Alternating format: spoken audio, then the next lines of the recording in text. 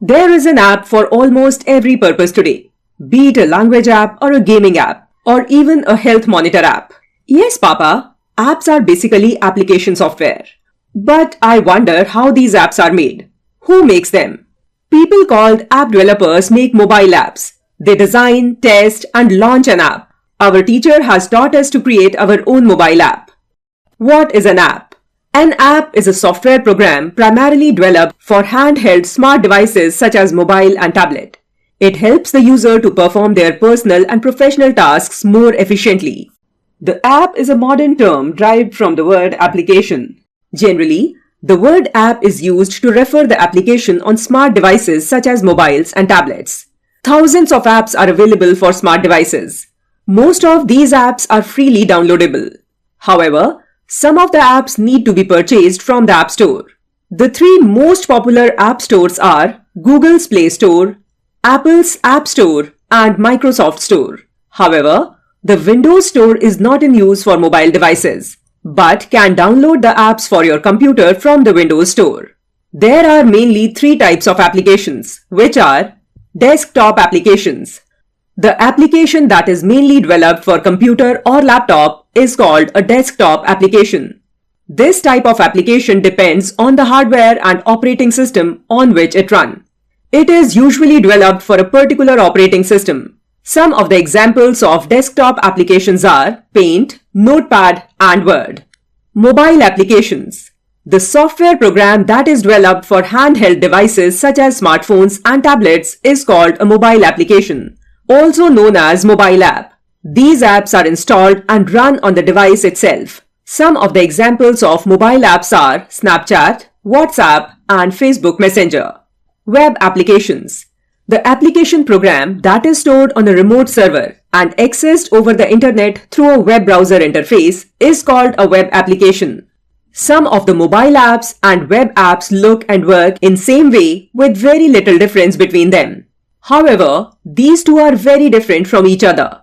One of the major differences is that the web apps require an internet connection to work. The Android and iOS. Nowadays, most of the mobile devices run on Android and iOS. Android. Android is an operating system for mobile devices developed by Google. It is the most commonly used operating system in mobile devices. Google and some other mobile manufacturing companies use the Android as operating system for their devices. Android provides an easy-to-use and friendly environment to their users. The user interface of an Android mobile is look like this. iOS. iOS, formerly iPhone OS, is also a popular operating system developed by Apple Inc. for its handheld devices such as iPhone and iPad. The user interface of the iOS looks very professional as shown. Categories of mobile apps. Apps provide specific functionality to your mobile and tablet devices in a more simple and user-friendly manner. We use so many apps on our mobile device to perform different types of tasks. Generally, these apps can be divided into three categories, which are native, web, and hybrid. Let us learn about these in detail. Native apps. Native apps are platform dependent, which means that these apps are primarily developed for a specific platform. For example, any app which is developed for iOS will not run on any other platform such as Android, Windows, and BlackBerry. In other words, you cannot install the app on iOS platform which is developed for Android platform.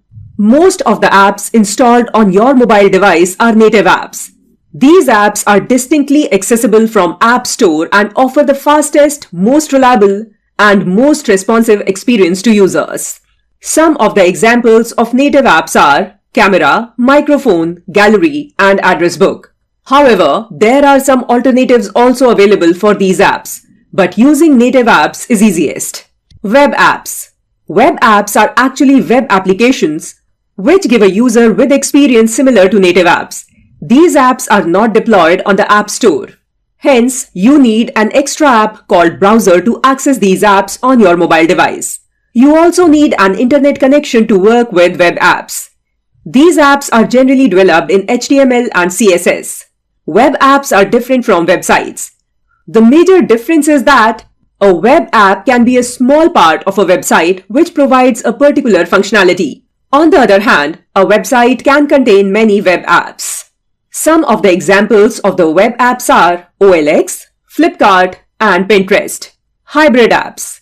The app that is created by combining the features of native app and web app is called a hybrid app. Similar to native app, hybrid app is developed for a specific platform and deployed on the web store.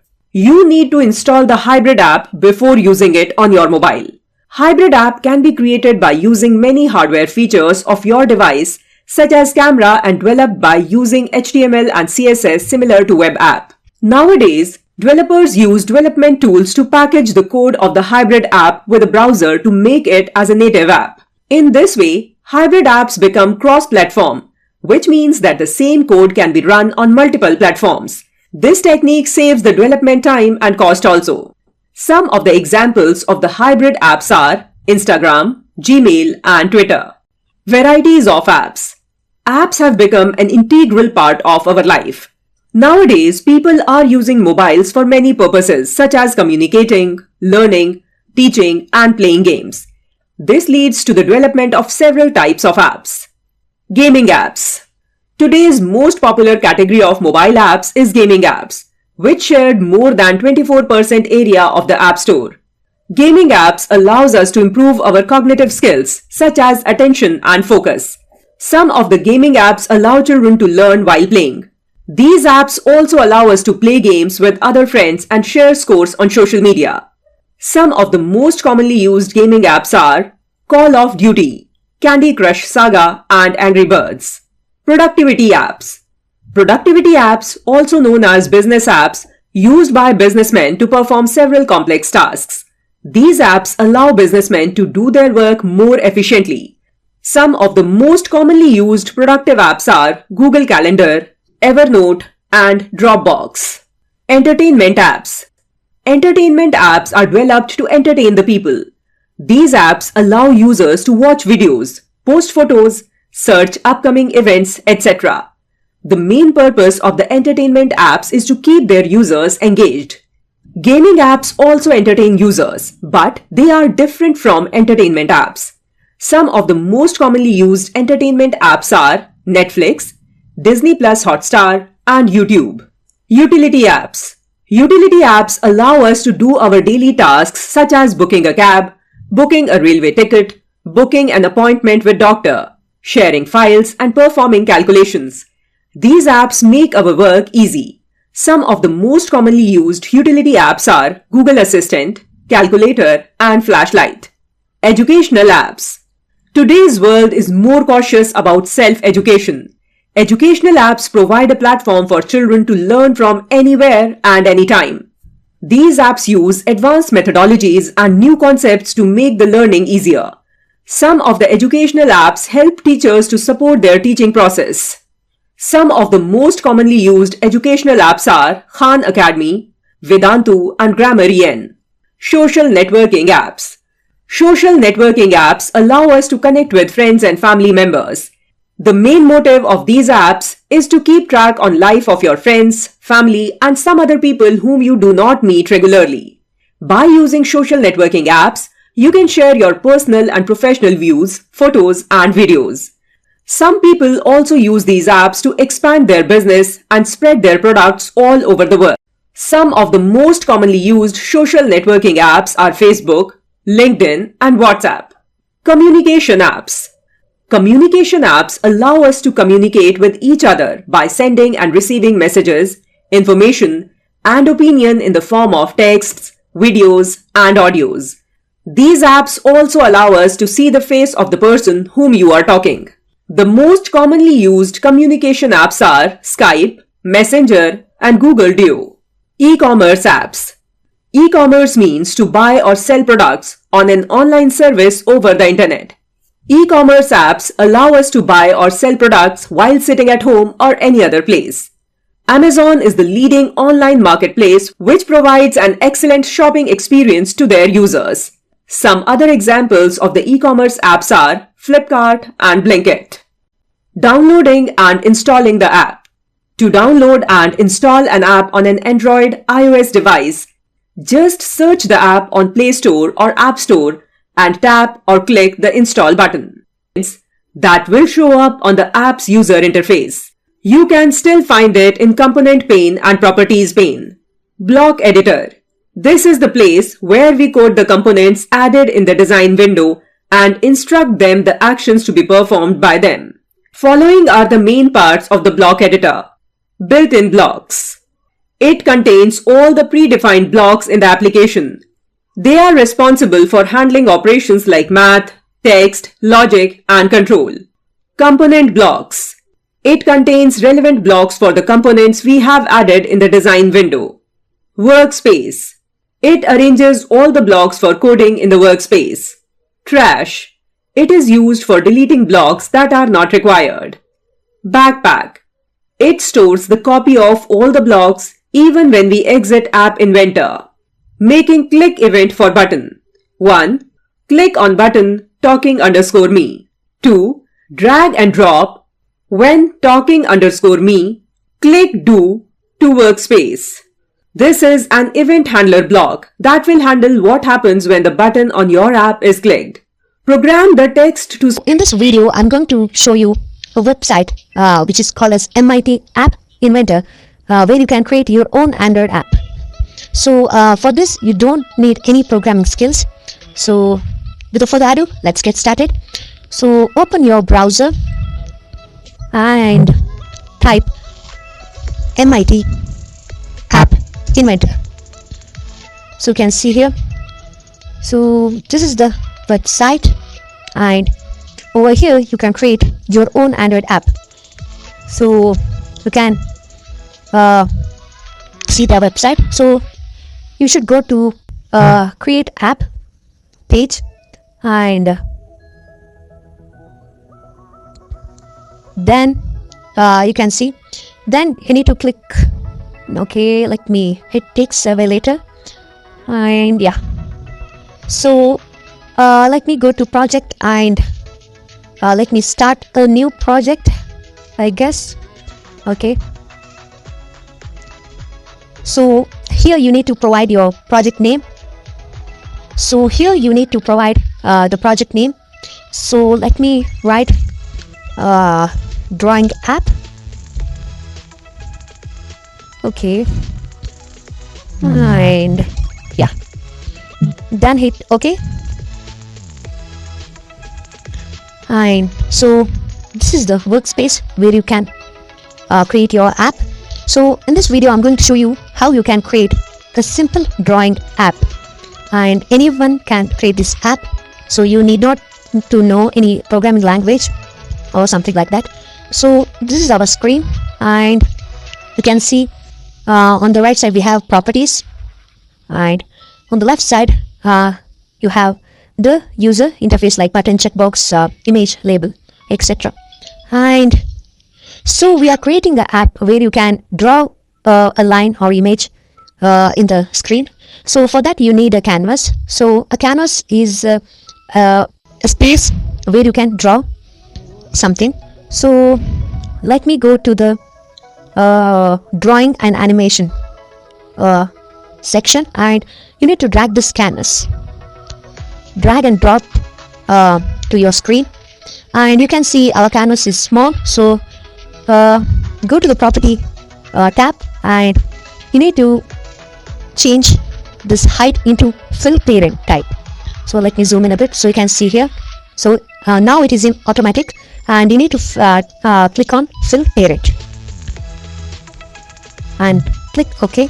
Again, for width you should select the fill parent option, and now you can see our canvas has covered entire screen.